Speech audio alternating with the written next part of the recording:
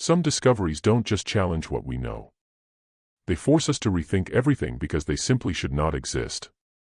Deep in the hill country of central Virginia, not long after the Civil War ended, a man used a small inheritance and pure ambition to purchase a crumbling estate. He dreamed of bringing it back to life, every rotting floorboard, every collapsed chimney, every acre swallowed by weeds.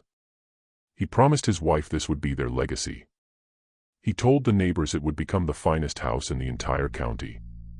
But on the 43rd day of renovations, his workers broke through a section of the cellar floor and uncovered something that had absolutely no business being there. A tunnel, sealed from the inside. And beneath the bricks that closed it off, they found evidence that people had lived down there. Not for one night, not for a week, but for years. Before we go deeper into the story of the Daltrey estate, if you're joining us for the first time, take a moment to subscribe to the Fear Sermon and drop a comment letting us know where you're listening from. We really want to know which state or city you're hiding in while you hear these stories. What those workers discovered under that house in rural Virginia would take years to fully understand. And when the complete truth finally came to light, it unraveled not just the history of an entire community, but the reputation of a family that had been considered beyond reproach for nearly 40 years. This is a story about what the earth holds onto long after the living have decided to forget. The town of Grover's Landing was never the kind of place you'd find on important maps. It sat about 40 miles southwest of Charlottesville, Virginia, tucked quietly between two long ridgelines, connected to the main road by a single gravel lane that turned to mud every single November without fail. The closest rail depot was 11 miles north in a bigger town called Fenwick, and most people in Grover's Landing only made the trip when they absolutely had to, for mail, for medicine, or for legal business that required a notary.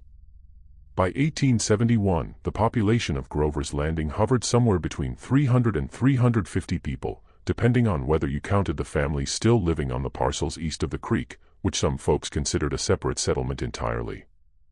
The town had a post office tucked inside a dry goods store, a Methodist church with a sagging roof the congregation had been promising to fix since 1864, a blacksmith shop, a one-room schoolhouse, and a tavern that was technically called a hotel but hadn't rented a room in over 2 years. The landscape was beautiful the way remote places often are, rolling hills thick with oak and hickory, fields that turned amber in late summer, that wide Virginia sky that made a man feel both lucky and incredibly small. It was a hard place to leave. And for most who lived there, it was simply the only place they had ever known.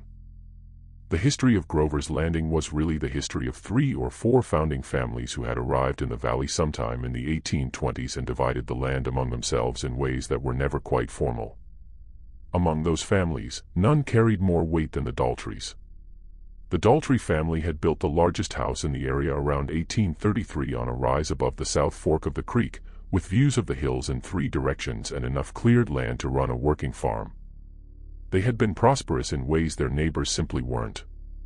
Prosperous enough to hire help year-round. Prosperous enough to expand the house twice before the war. Prosperous enough that their name appeared in county records more often than anyone else's, on deeds and liens and contracts that touched nearly every property within a 5-mile radius. The patriarch, a man named Gerald Daltrey, had died in 1861 at age 64 before the war ever really reached the valley. His 2 sons had served in the Confederate Army. The elder, Henry, returned in 1865 with a damaged left arm and a silence that never quite lifted. The younger, Charles, never came back at all. What little remained of the family's wealth after the war belonged to Henry and his wife, a quiet woman named Agnes, who had grown up on a neighboring farm and married into the Daltrey name in 1858. By 1869, Henry and Agnes Daltrey had moved out of the old estate house. The official reason, the one they told neighbors and repeated at church, was that the house had simply become too expensive to maintain. The roof leaked, the foundation had shifted, the wood stove in the kitchen was a fire hazard, and the well had gone brackish. All of that was true. But neighbors who knew the couple well noticed that Henry had grown increasingly withdrawn in the months before they left. He rarely spoke at Sunday services anymore. And Agnes had developed the habit of never looking directly at the house when she walked past it on her way to the road. They moved into a smaller place closer to town, rented at a reduced rate by a man named Ellison who owed Henry a favor from before the war. And they left the old estate house to sit empty, its shutters beginning to warp, its front porch slowly listing south for 2 full years. It was into this emptiness that a man named Thomas Hargrove arrived in the spring of 1871. Thomas Hargrove was 31 years old, originally from Richmond, and had spent most of the previous decade working as a surveyor's assistant and then as a low-level clerk for a land title company. He wasn't wealthy, but he had been careful with money the way men who grow up without much often are. He had managed to save just over $400, enough in 1871 to make a serious offer on a neglected property in a rural county where prices had never really recovered from the war. He had heard about the Daltrey estate through a land broker in Charlottesville, who described it, without any irony at all, as a property of considerable character awaiting a dedicated steward. Thomas rode out to see it on a Thursday in April, tied his horse at the gate, and walked the grounds for most of an afternoon. He noted the structural problems honestly. He noted the acreage with satisfaction. He counted the outbuildings, a smokehouse, a hay barn, 2 small structures near the treeline whose purpose he couldn't immediately figure out. And he calculated, using the rough arithmetic of a man who had spent years working with property documents, that the land alone was worth more than the asking price. He made an offer the following Monday. Henry Daltrey accepted it within 3 days without any negotiation at all. Thomas brought his wife Eleanor and their 6-year-old daughter Clara to Grover's Landing in early June.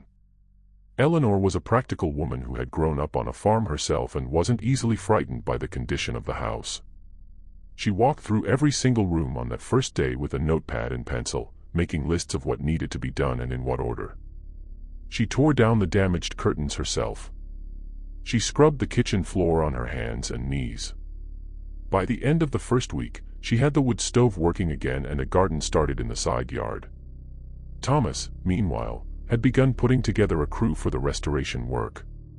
He hired 4 men from Grover's Landing, a carpenter named Ned Voss who was known as the best finish worker in the county, a mason named Rufus Tate who had helped rebuild the Methodist church after a section of the wall collapsed in 1866, and 2 brothers named Gideon and Abel Holt who were available for general labor and could turn their hands to most anything. There was a 5th man brought in specifically on Ned Voss's recommendation. A man everyone called Old Pratt, whose given name was Walter Pratt, and who had been born in the valley and had lived within 20 miles of it his entire life. Old Pratt was somewhere between 55 and 65, with the kind of weathered face and blunt hands that made it hard to guess his exact age. He had worked on more buildings in that county than probably anyone else alive, and Ned trusted him completely. Thomas hired him without a second thought. The work began in earnest during the second week of June 1871. They started with the most urgent structural repairs: the roof, the foundation piers, the porch. Thomas estimated that if the weather cooperated and the men worked steadily, he could have the house in habitable condition by the following spring and fully restored within 2 years. It was a good plan, reasonable, carefully thought out. 43 days after work began, everything changed. The cellar of the Daltrey estate house wasn't unusual in its general design. It ran beneath most of the main structure, accessible from both the kitchen through a trapdoor and from outside through a pair of wooden cellar doors set into the ground at an angle on the north side of the house. The walls were rough field stone mortared sometime in the 1830s and showing the expected cracks and staining of 4 decades underground. The floor was packed earth in most areas, with a section of fitted stone near the far wall where casks had once been stored.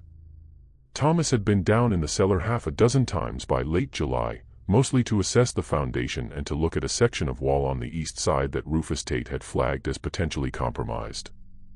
He hadn't spent much time examining the floor carefully because the floor wasn't, as far as he knew, a structural concern. It was dirt.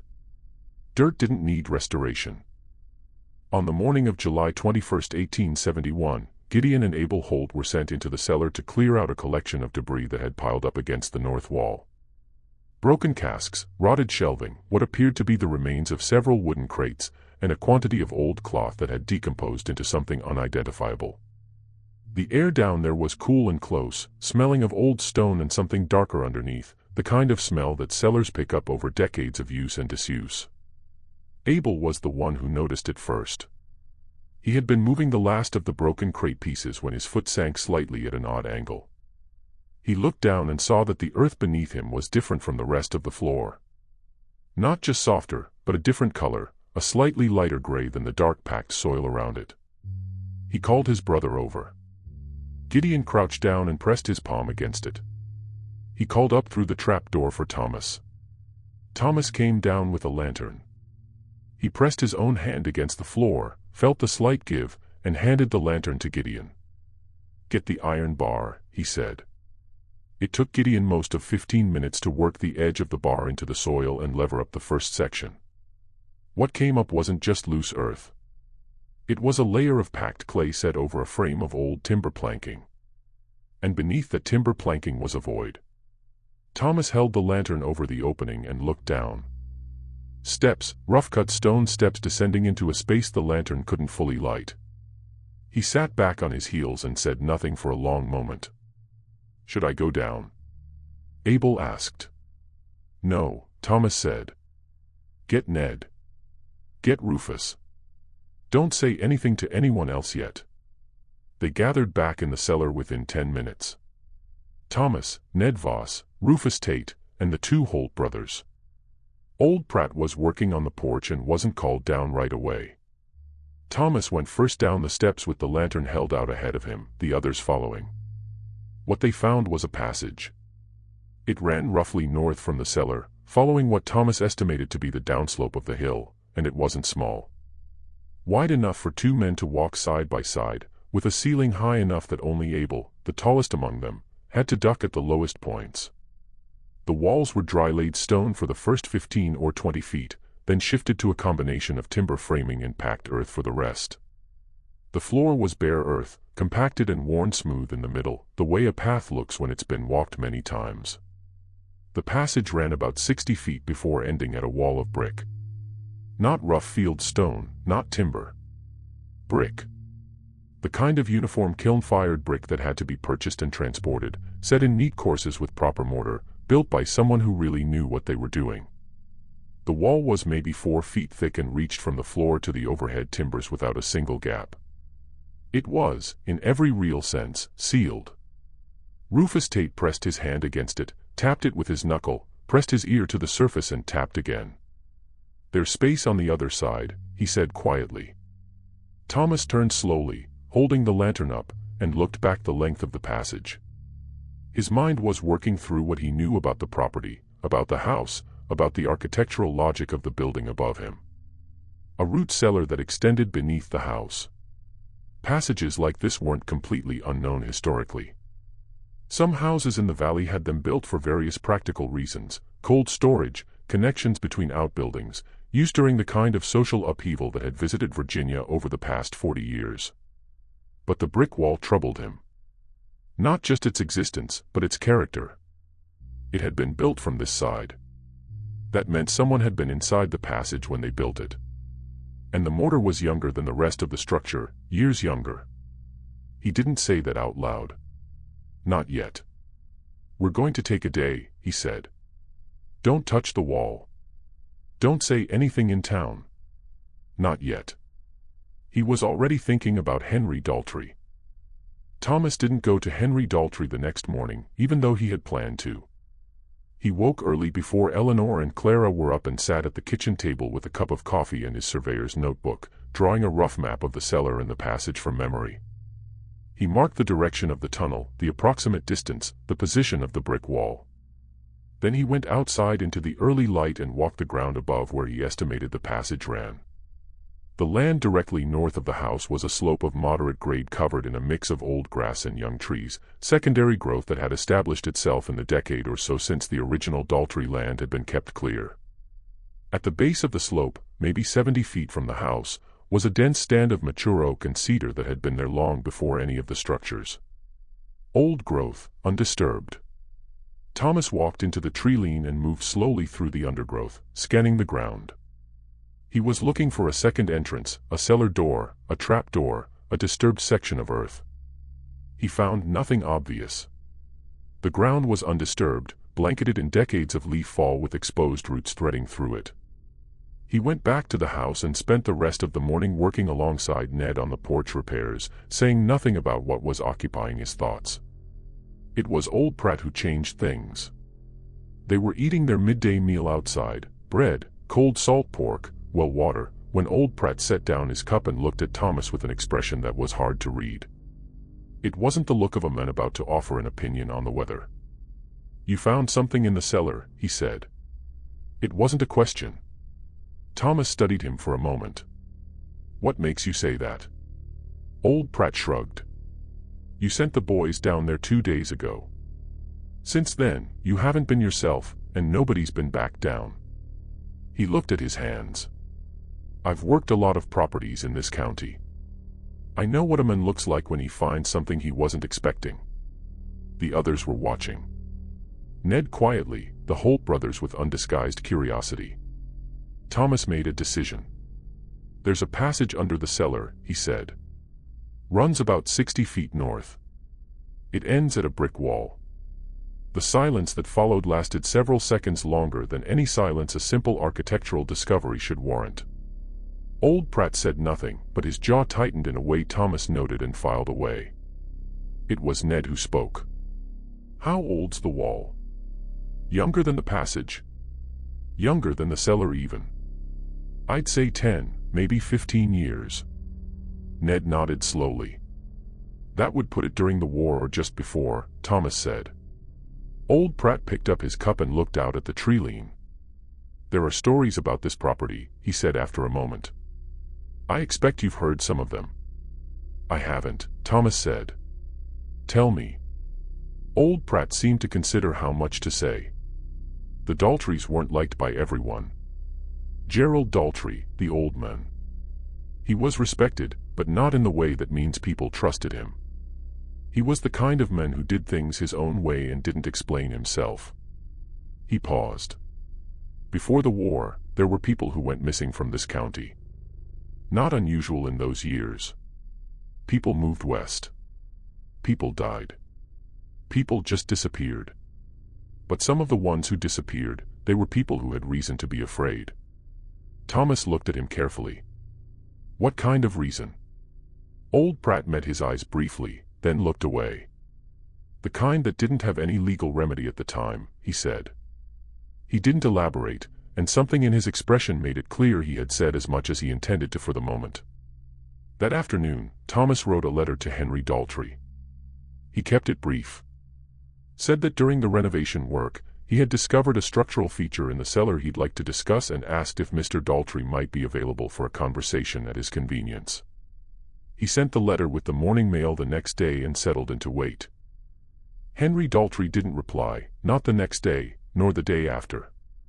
Thomas sent a second letter on the 4th day, this one slightly more direct.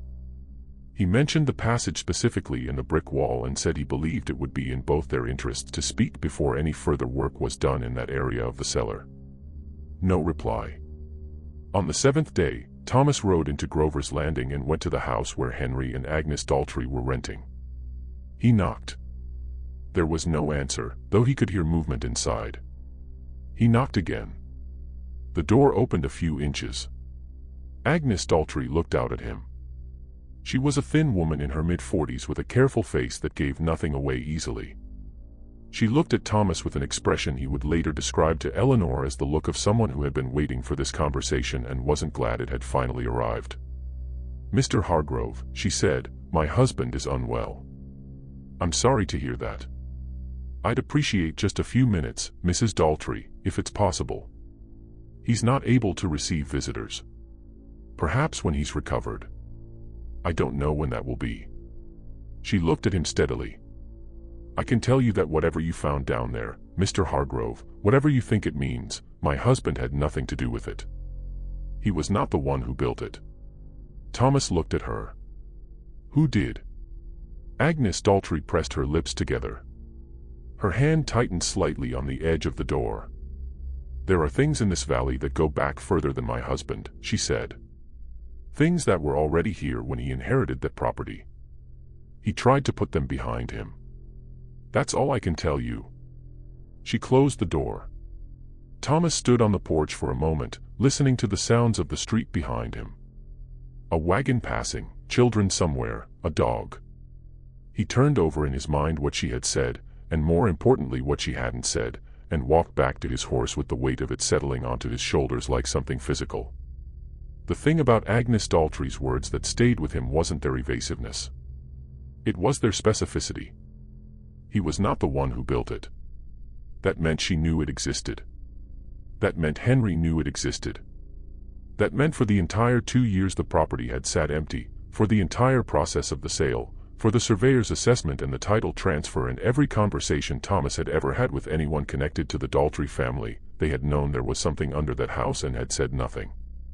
The question that should have come next, why, was almost too big to hold clearly in his mind as he rode back toward the estate in the fading afternoon light. But there was a smaller question closer to the surface he found himself unable to set aside. He tried to put them behind him.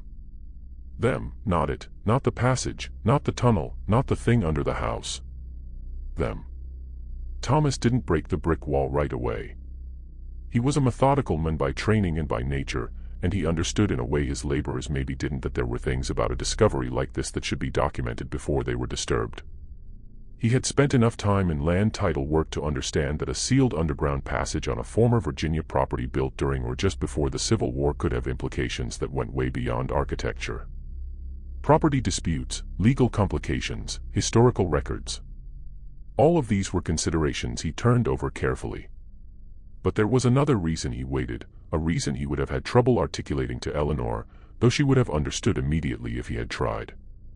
The truth was he was frightened of what was on the other side of that wall. Not in the way a man is frightened of a ghost. Thomas Hargrove didn't believe in ghosts.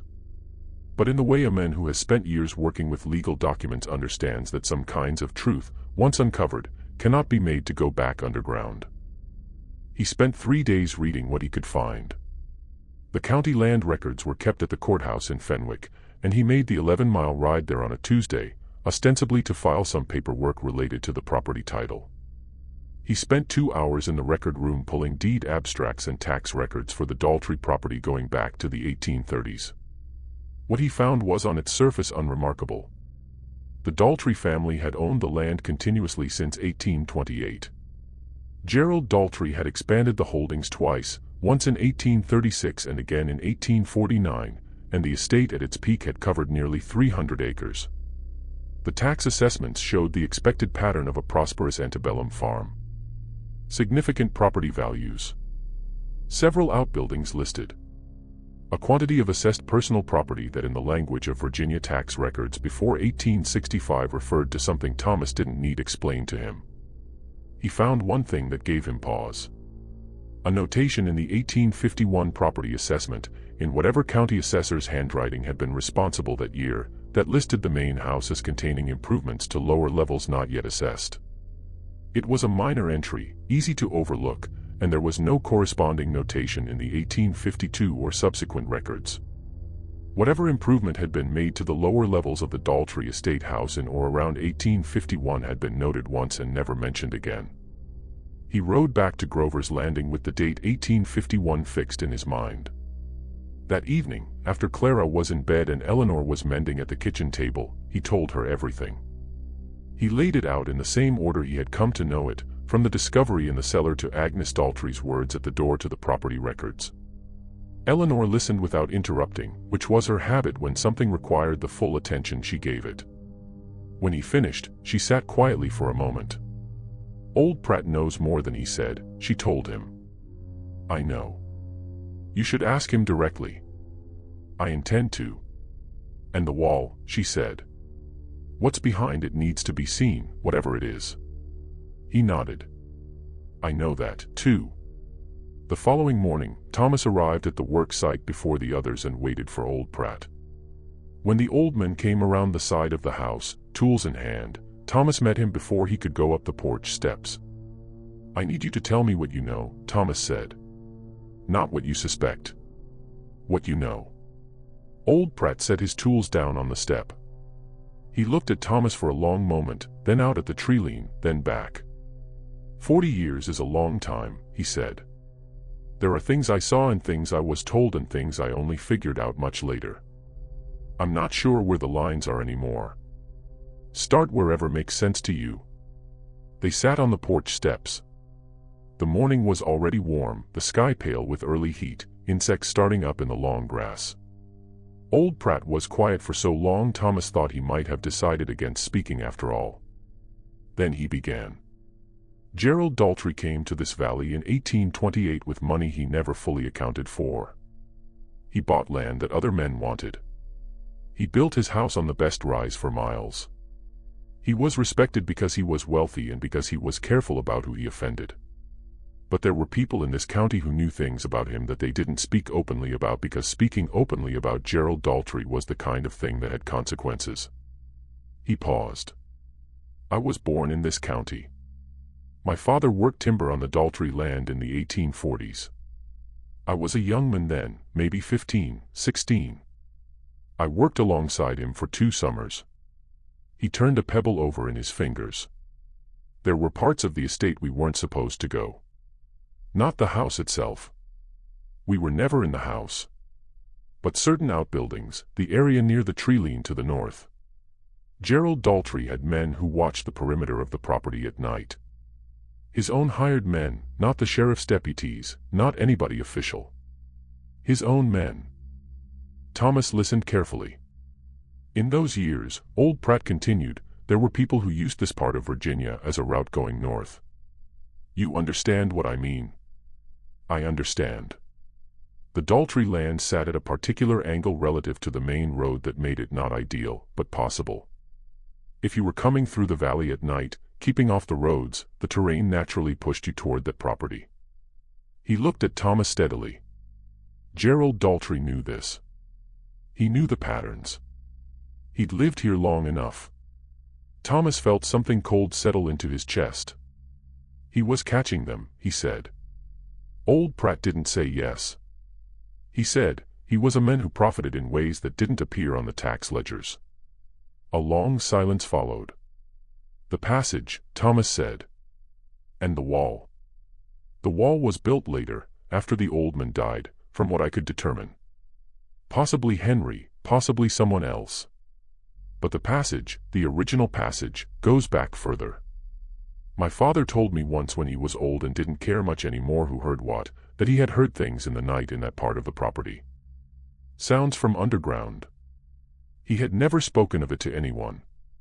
Thomas looked at the north slope, at the tree line standing dark against the morning sky.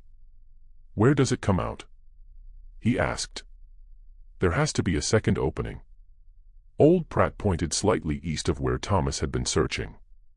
There's a formation of rock in the old growth. You wouldn't see it unless you knew to look. A flat outcropping with a cedar that grew up against it. The cedars may be 60 years old now. He paused. I've never gone close to it. I don't know for certain. Thomas stood up. He turned the full weight of what he had just been told over in his mind, feeling it settle and arrange itself against everything else he knew. The sealed brick wall. Agnes Daltrey's words. The property tax notation from 1851. The man who had watched his own land at night. I'm going to open the wall, he said. Old Pratt looked at him. I know. Will you be there? Yes, old Pratt said after a moment. Yes, I will. They opened the wall on a Friday morning in mid-August 1871. Thomas had considered whether to alert the county sheriff in Fenwick before proceeding and had decided against it, at least for the time being. He had no evidence of anything yet. Nothing concrete enough to bring to an official. Nothing beyond an old man's recollections and a sealed passage on a property he now legally owned. He had lived long enough around legal processes to understand that acting prematurely, before you understood what you had, was generally worse than acting deliberately. The 5 of them went into the cellar at 7 in the morning. Thomas, Ned, Rufus, Old Pratt, and Abel Holt, who was the more skilled of the brothers with a hammer. Gideon was left working above with instructions to say the cellar work was just a structural assessment if anyone asked. Rufus examined the brick wall carefully before they started. He tapped its surface at intervals, pressed his ear against it in several places, crouched to examine the base where the mortar met the earth floor. It was built from inside the passage, he confirmed. The way the mortar was applied, you can see the finished face is on the side we're standing on. Whoever laid these bricks was working from behind the wall, going backward, filling the opening from inside, sealing themselves in. Abel asked. Rufus shook his head. No. Sealing something out. Or making it appear that the passage didn't continue. He stood.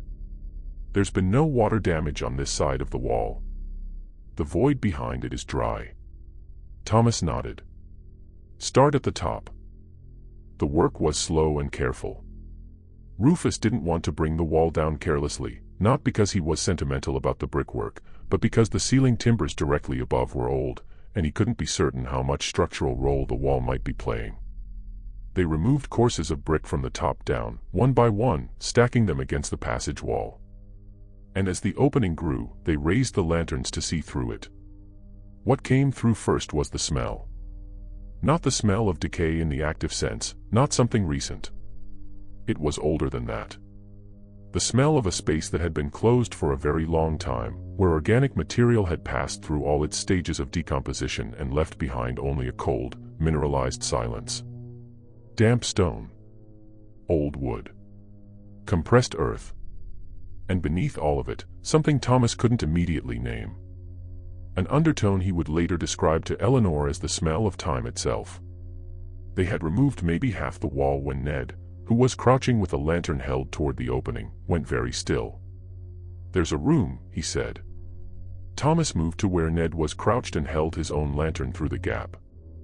What the light showed was a space about 30 feet deep and maybe 20 wide, carved from the earth and shored with timber framing the same way as the passage they stood in. The ceiling was low, maybe 6 feet at the highest point. Along one wall there were wooden shelves still standing, still holding objects. A clay jug. A folded piece of cloth stiff with age. Several objects too far away to identify clearly. And along the opposite wall, 3 wooden structures that looked in the wavering lantern light like sleeping platforms. Low, narrow, built from rough lumber. The kind of simple construction you made when you had limited materials and urgent need. The kind of construction you made when someone needed somewhere to be invisible. Thomas looked at the platforms for a long time without speaking. Keep going, he said finally. Take the rest of the wall down. They worked for another hour. When the opening was large enough, Thomas went through first, ducking beneath the remaining lower courses, and stood in the room with his lantern held high. The space was cold, significantly colder than the passage, and the quality of the air was strange. Not stale in the normal sense, but dense, as if the years of closure had compressed something within it. The earthen floor was smoothly packed. There was no second entrance visible from this side. No drainage, no ventilation he could identify. He moved to the shelves first. The cloth, unfolded carefully, proved to be 2 items. A woman's headscarf faded to an indeterminate color, and what might have been a child's jacket, small enough to fit a child of maybe 7 or 8 years. Both were intact, merely aged. He set them down with care. Behind the jug, which had once held water to judge by the mineral crust on its interior, there were 3 more objects placed deliberately on the shelf. A worn wooden comb. A small leather-bound book, its cover swollen with old moisture but otherwise intact. And a piece of folded paper, stiff as cardboard, that had been wedged upright between the jug and the wall. Thomas took the leather book first. He opened it at the center and found that the pages, though darkened and fragile at the edges, were legible. Filled with handwriting in a careful, deliberate hand. The letters formed with the particular precision of someone who had learned to write under difficult circumstances and understood writing as something of great value. He could read only a few words clearly in the lantern light, enough to understand it was a record. Names, dates, places. The account of a journey written by someone who had traveled it.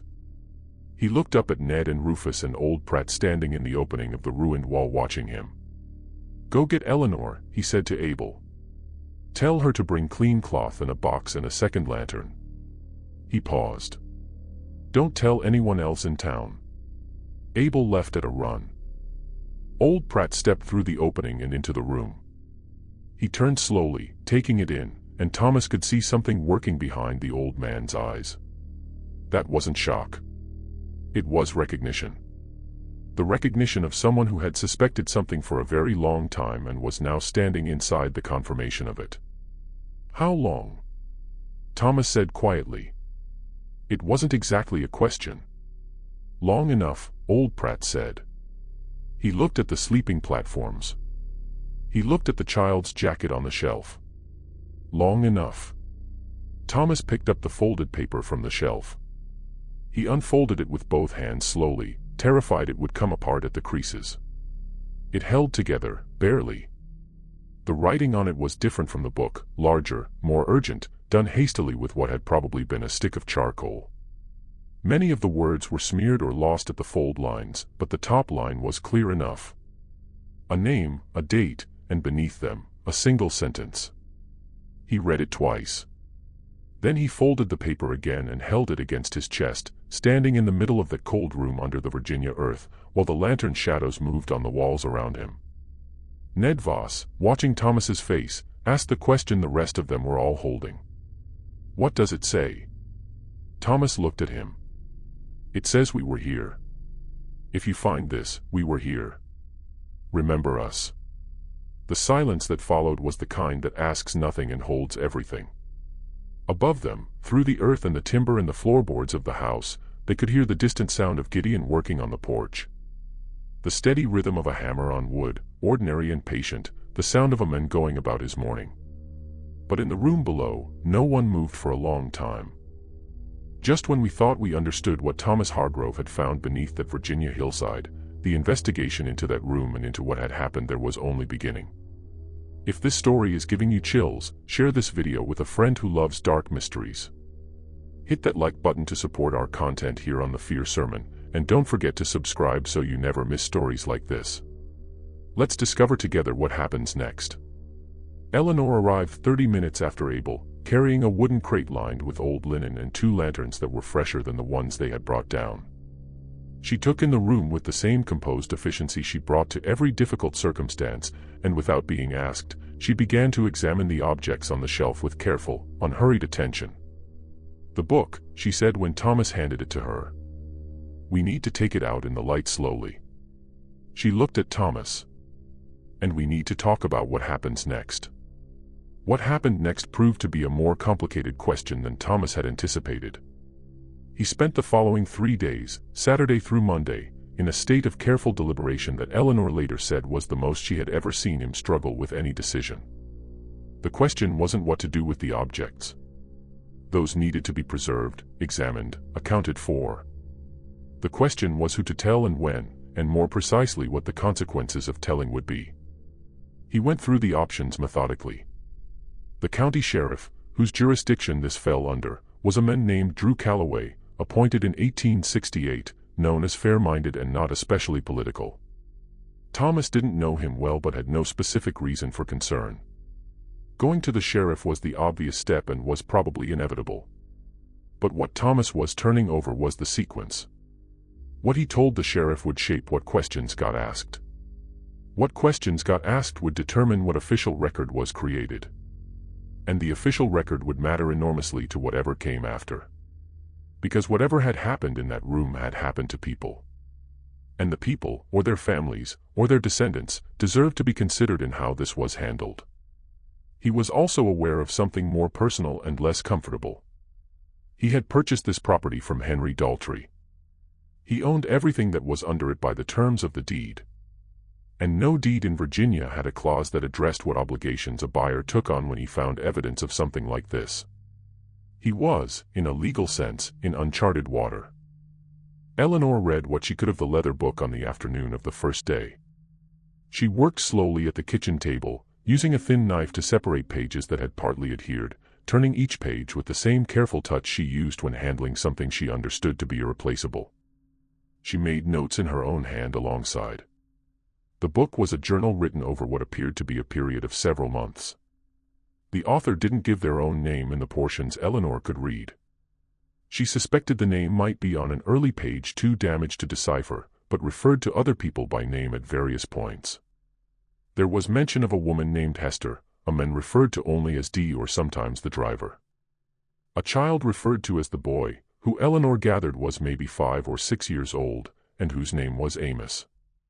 The writing was careful and precise, and the spelling was largely consistent, which told Eleanor something about the author's background, about the degree of literacy they had achieved under circumstances that made literacy an act of profound determination. The handwriting had a formality that suggested it had been done with deliberate intention, not as casual record-keeping, but as something meant to be permanent, as testimony. The entries she could read most clearly were from what she estimated to be the middle portion of the journal, and they described the experience of waiting, of being in the room. It was clearly the room beneath the Daltrey property, though it wasn't identified as such. Waiting for the signal to move. There were references to the length of time spent there. References to cold.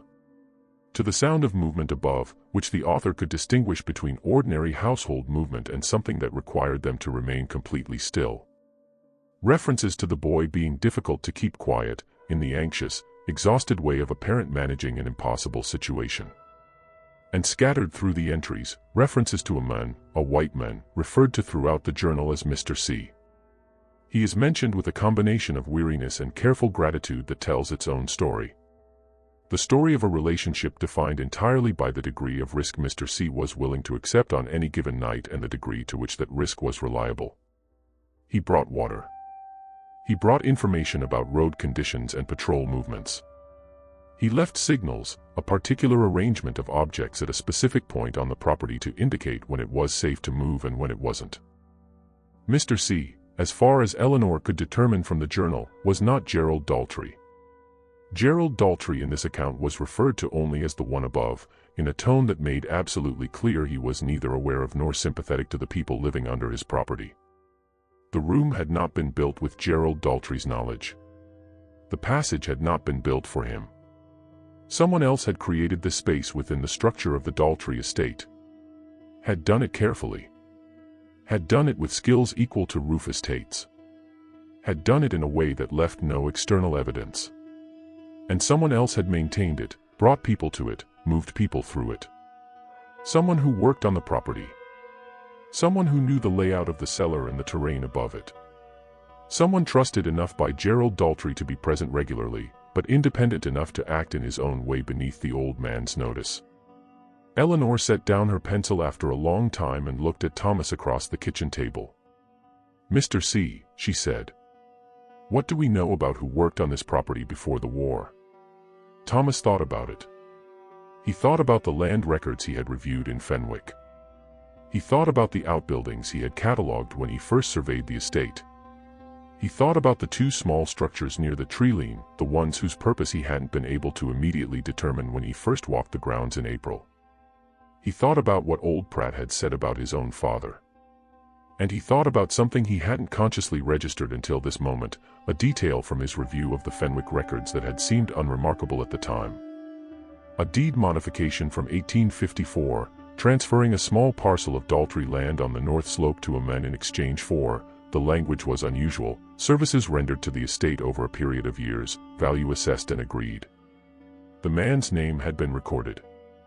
He had been a free man of color, which in Virginia in 1854 required particular notation in the records. His first initial was C. "I need to go back to the courthouse," Thomas said. He rode to Fenwick the following morning and found the record again. He copied the full name carefully into his notebook.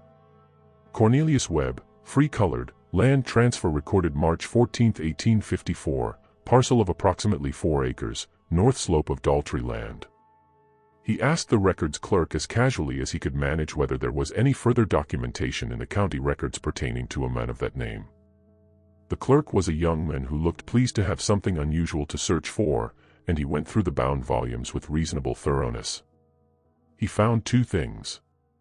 A labor contract from 1843 binding Cornelius Webb to provide masonry and carpentry services to the Daltrey estate for a period of 7 years at a rate per day that Thomas noted was considerably below the standard rate for skilled work. And a death record from 1861, the same year Gerald Daltrey had died, noting that Cornelius Webb, free-colored, age approximately 50, had died of causes listed only as illness in the month of October. Thomas sat with those records for a long time before copying them and writing back to Grover's Landing. Cornelius Webb had built the passage and the room beneath the Daltrey estate. He had built them with skill enough to remain invisible for years in a space below the property of a man who would not have approved. In service of something he had evidently believed in strongly enough to risk everything. And when Gerald Daltrey had died in 1861, when the old man's supervision of the property ended and the uncertainty of the war began, Cornelius Webb had died as well in the same month of unspecified illness. The timing was the kind that could be coincidence. Thomas had spent enough time with legal documents to understand that coincidence of the kind was rarely what it appeared to be. He arrived back at the estate in the late afternoon.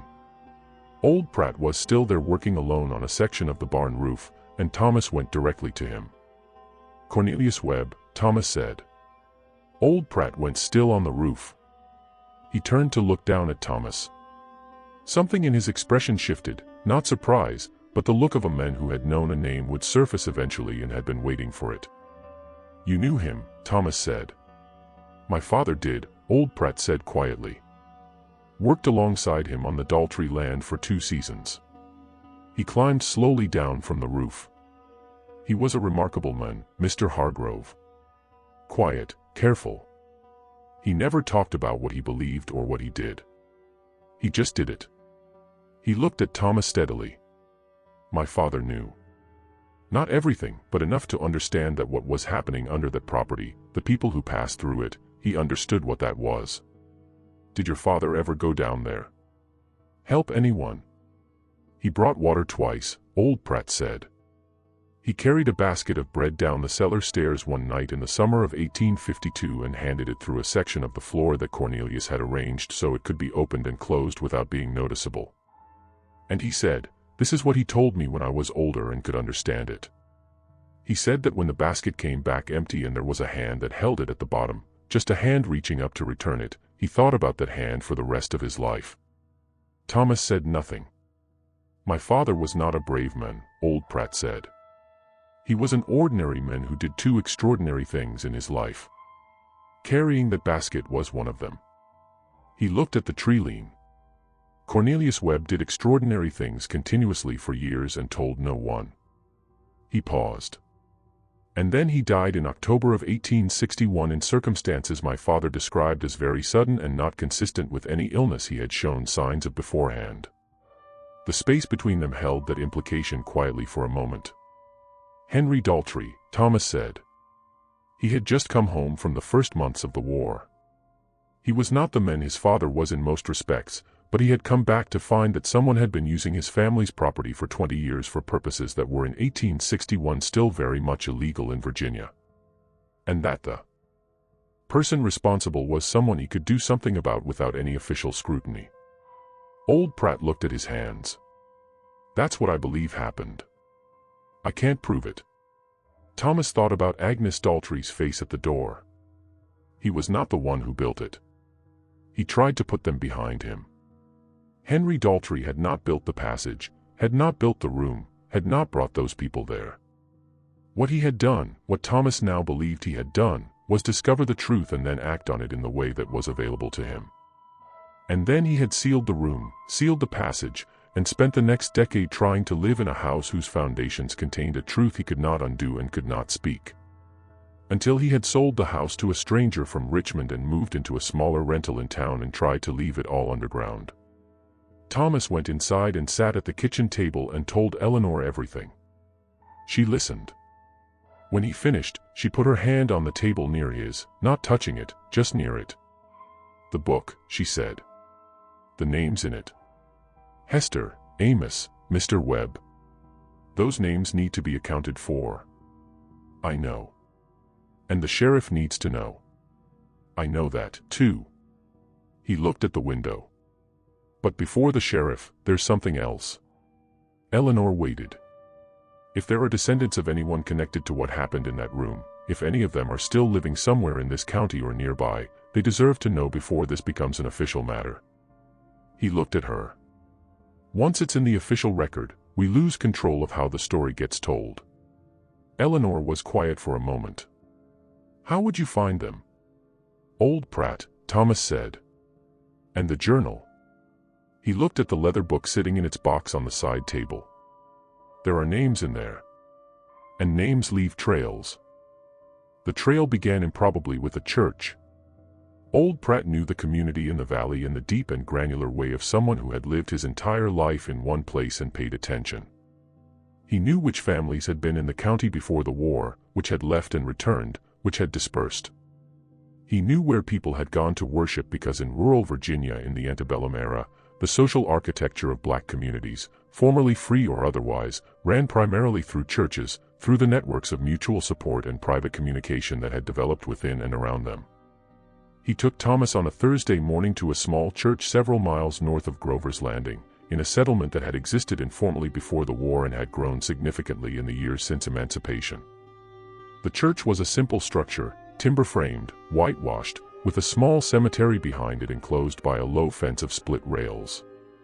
It had a minister named Reverend Harper, who received Thomas with the particular careful courtesy that a black man in 1871 Virginia extended to an unknown white visitor on his property. Entirely civil, entirely measured, and containing within its civility a complete and appropriate watchfulness. Thomas explained himself directly. He had purchased the Daltrey estate. He had found the passage in the room. He had found the journal which contained names he was trying to account for. He wanted to understand what had happened and to do right by the people involved insofar as it was still possible. Reverend Harper listened to all of this without interruption. Then he sat quietly for what felt to Thomas like a very long time. "Amos," the Reverend said at last. "You said the name Amos appears in the journal." "Yes." "Amos. What age?" "As far as you can determine." The writer refers to him as a young child, perhaps 5 or 6. This would have been in the early 1850s. Reverend Harper folded his hands on the desk in front of him. "There is a man in this community," he said, "who is now approximately 25 years old who was brought north through this county as a small child. He was brought by his mother. Her name was Hester." He paused. "He is a member of this congregation. He lives with his family 3 miles from here." The silence that followed had a particular quality. The quality of something that has been suspended for 20 years waiting to touch the ground. "His mother," Thomas asked. "Died in Illinois in 1863, Reverend Harper said. Influenza. He was perhaps 7 or 8 years old." He looked at Thomas steadily. "He has no memory of how he came north. He was too young. His mother did not speak of it to him. He knows only that they crossed through Virginia during a winter when he was very small, that he was told to be quiet for a very long time, and that when they came out into the open air, his mother held him and cried." Thomas sat very still. "The journal," he said. "May I bring it here to show him?" Reverend Harper considered this carefully. "I will speak with him first," he said. "It is not something a man should be confronted with without preparation." He looked at Thomas with the steady gaze of a man who understood exactly what he was giving and exactly what he was not. "What is your intention, Mr. Hargrove, when the official channels are involved? Because this will become an official matter. You are a man with legal obligations to the county sheriff. I am aware of that." "I intend to make a full accounting to the sheriff," Thomas said. "I intend to document everything as accurately as I am able, and I intend to ensure that whatever record is created reflects the truth of what happened, including who was responsible for what was done in that room and who was responsible for what was done to Cornelius Webb." He paused. "I cannot promise what legal outcomes follow. I can promise that I will not allow this to be buried again." Reverend Harper looked at him for a long moment. "Come back on Saturday," he said. "I will have spoken with Amos by then." Thomas returned to the estate and spent the next 2 days in a state of focused preparation. He wrote out a full account of everything. The discovery. Old Pratt's testimony. The records from Fenwick. The contents of the journal as Eleanor had transcribed them. The death record for Cornelius Webb. He organized the documents carefully. He had Rufus Tate create a proper drawing of the passage and the room with measurements and construction details, the kind of technical record that would be difficult to dismiss. He wrote a letter to Henry Daltrey. This one was not a request for a meeting. It was a statement of what Thomas had found, what he had determined, and what he intended to do. He sealed it but didn't send it yet. On Saturday morning, he returned to the church. Reverend Harper met him at the door and led him inside. A young man was sitting in the front pew. He was solidly built with a careful face and the hands of someone who did physical work. He stood when Thomas came in and they regarded each other for a moment in the quiet of the church. "This is Amos," Reverend Harper said simply. Thomas sat down. He placed the leather journal on the pew between them, closed. "I found this beneath the Daltrey estate house," Thomas said. "I believe it was written by your mother." Amos looked at the journal. He didn't reach for it immediately. He looked at it for a very long time, as if he needed to accommodate the fact of its existence before he could touch it. "She wrote," he said at last. "I knew she could write. I didn't know she had written about that. She wrote about the room where you stayed. She wrote about the cold. She wrote about keeping you quiet." Thomas paused. "She wrote about a man named Mr. C. Cornelius Webb, who helped you, who brought water, who gave you the signal when it was safe to move." Amos put his hand on the journal. He pressed his palm against the cover and held it there. "I remembered warmth," he said quietly. "When I thought about that time, the only thing I remembered clearly was warmth. I thought that was strange because the Reverend told me we were there in the winter." He looked at Thomas. "It must have been someone bringing the lantern close. Or the people, the body heat of people in a small space." He was silent for a moment. "I thought I had imagined the warmth. I thought it was something my mind made up because I needed it." Thomas said nothing. Amos lifted his hand from the journal and looked at the front of the church. "How many people came through that room?" "I don't know yet," Thomas said honestly. "The journal covers one group, one period. There may have been others before or after." Cornelius Webb built the space carefully, with the attention of someone who expected it to be used more than once. He paused. "I intend to find out what I can." "Mr. Webb," Amos said, "what happened to him?" Thomas looked at him directly. "He died in October of 1861. I believe his death was not from natural causes. I cannot prove this. I intend to present what evidence exists to the county authorities." He watched Amos's face absorb this. "I want you to know that before it becomes official. I thought you deserved to hear it first." Amos was quiet for a long time. "He died so that no one would know," he said. It wasn't inflected as a question. "That is what I believe." Amos looked down at his hands. "And the man who did it, Henry Daltrey, who was deeply unwell by the time I came to the county, and who his wife seemed to believe was already paying for it in ways that weren't visible to the outside." Thomas paused. "I have written him a letter explaining what I have found and what I intend to do. I have not sent it yet." Amos thought about this. "Send it," he said. "He should know it's been found. Not for his sake." He looked at Thomas. "For Mr. Webb's sake. For my mother's sake. For everyone who came through that room. They were there. They should be known." Thomas rode back to the estate and sent the letter to Henry Daltrey that afternoon. 3 days later, before the county sheriff had been formally notified, before the official record had been opened, Henry Daltrey died at his rented house in Grover's Landing. His wife told the doctor that he had been declining since summer and had gone in his sleep. The doctor recorded the cause of death as cardiac failure. There was no specific reason to question this.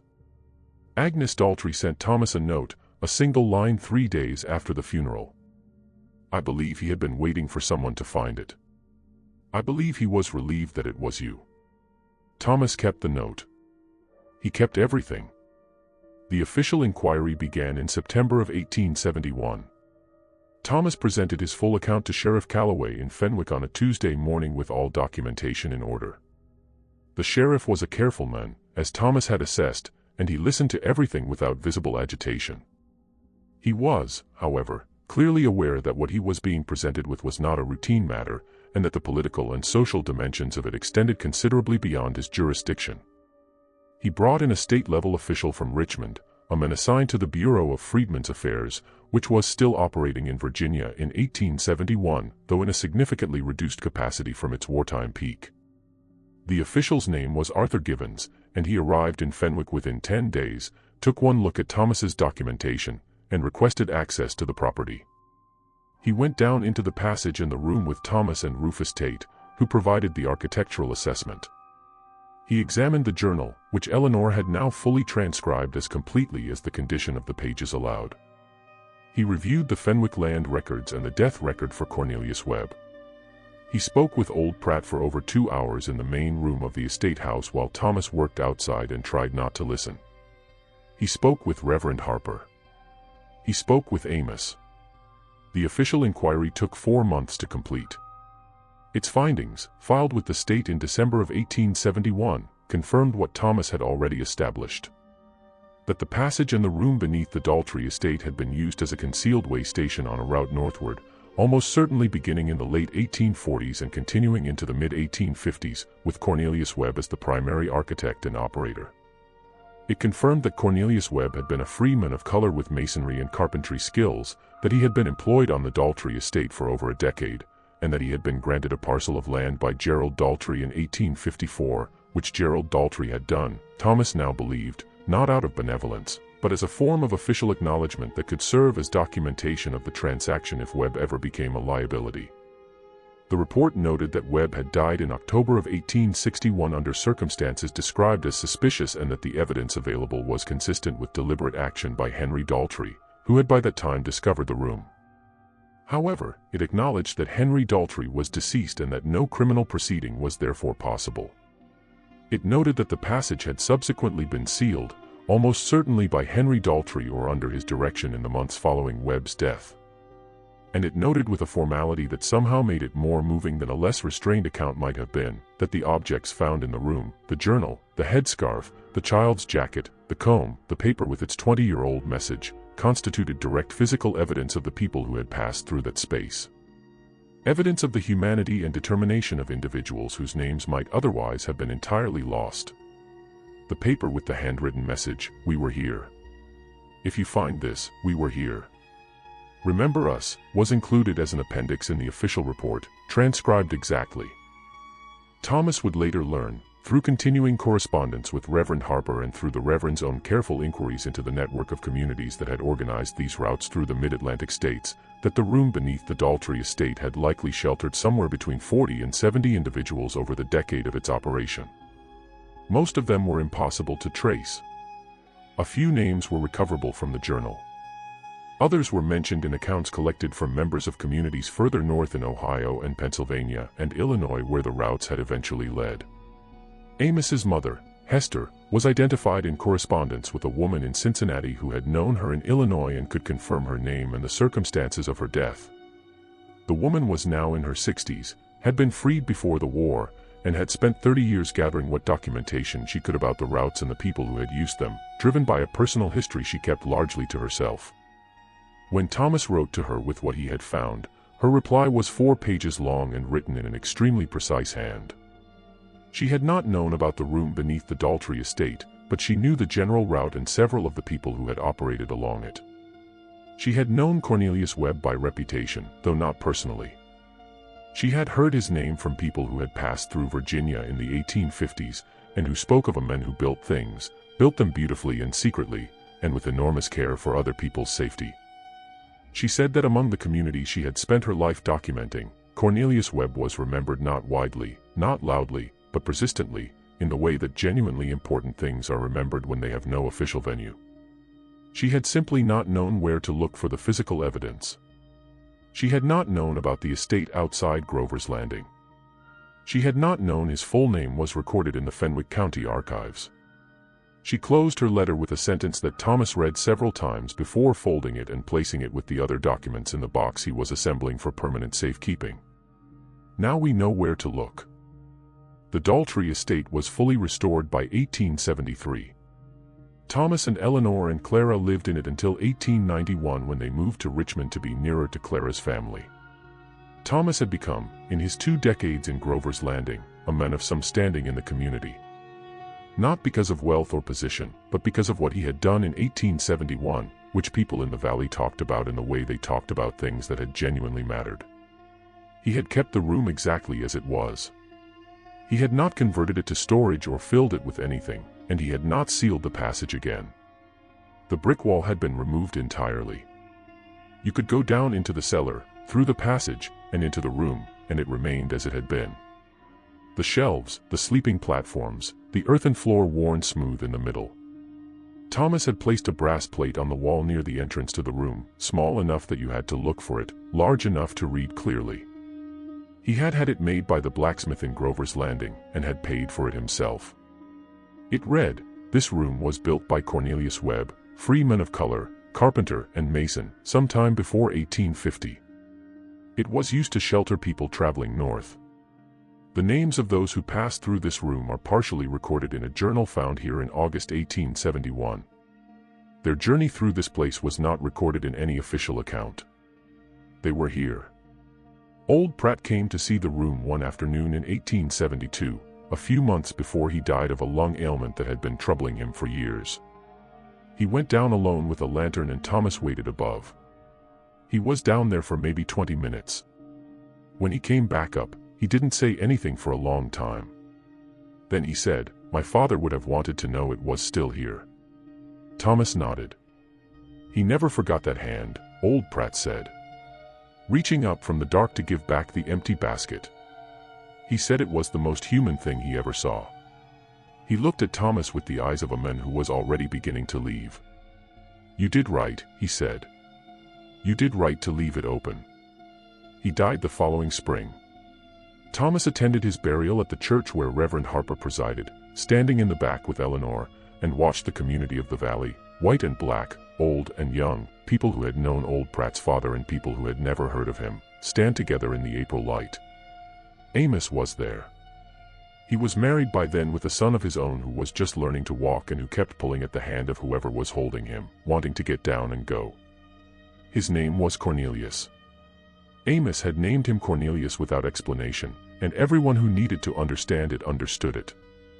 The formal records of the 1871 inquiry were filed with the state and remained there in the archives in Richmond, part of the Bureau of Freedmen's documentation that was quietly compiled in those years and just as quietly moved to various repositories as the Bureau's work concluded. They were not prominent documents. They were not the kind of thing that appeared in newspaper accounts or was taught in schools. They were simply there in the way that truth tends to be there when someone has taken the trouble to write it down. Waiting. Patient. Intact. The estate outside Grover's Landing stood for many decades after Thomas left it. It passed through 2 more owners before the turn of the century, and at least one of those owners went down into the room and found the brass plate, and understood to some degree what it meant. Whether any of them found the second object Thomas had placed there, set on the wooden shelf beside the place where the leather journal had rested for 20 years, is not recorded. It was a small thing. A square of good paper folded once with 4 words written on it in Thomas Hargrove's careful surveyor's hand. "We found you. We remember." What do you think of this story? Do you believe all of it was ever truly revealed? Leave your comment below. We want to know what you think happened in those years we couldn't see. If you want more stories like this one, stories of ordinary people who discovered that the ground beneath them held extraordinary secrets, subscribe to the Fear Sermon, hit the notification bell, and share this with someone who loves mysteries hiding in plain sight. See you in the next story.